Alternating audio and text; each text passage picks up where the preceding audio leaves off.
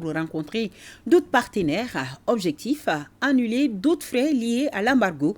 Il s'agit entre autres des lignes maritimes et les activités gestionnaires de terminaux.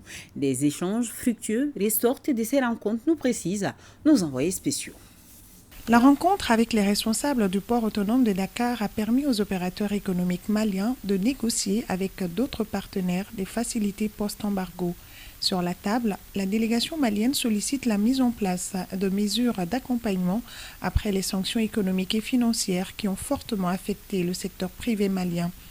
Des mesures qui visent essentiellement à atténuer les différents frais liés aux échanges commerciaux.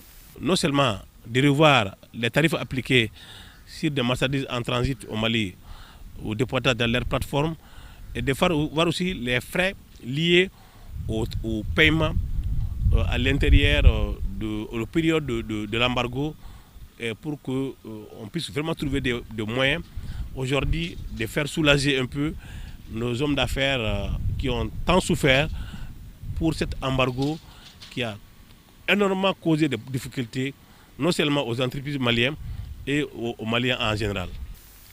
Le Mali est un bon et fidèle partenaire des différentes structures rencontrées.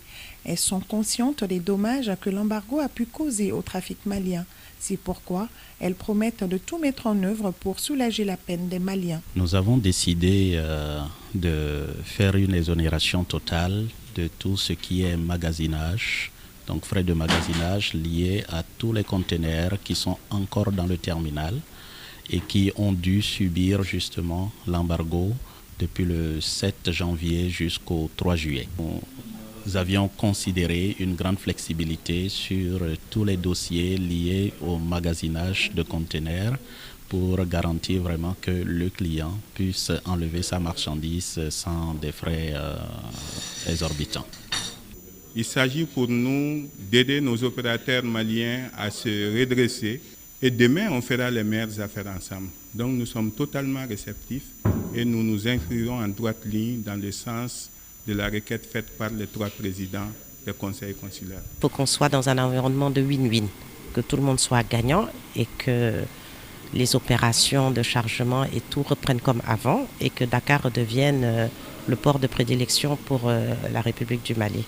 Les opérateurs économiques maliens sont satisfaits de ces prises de contact avec les différents partenaires. Des lettres de remerciement ont d'ailleurs été remises aux responsables des différentes structures rencontrées pour leur accompagnement au Mali durant la période de l'embargo.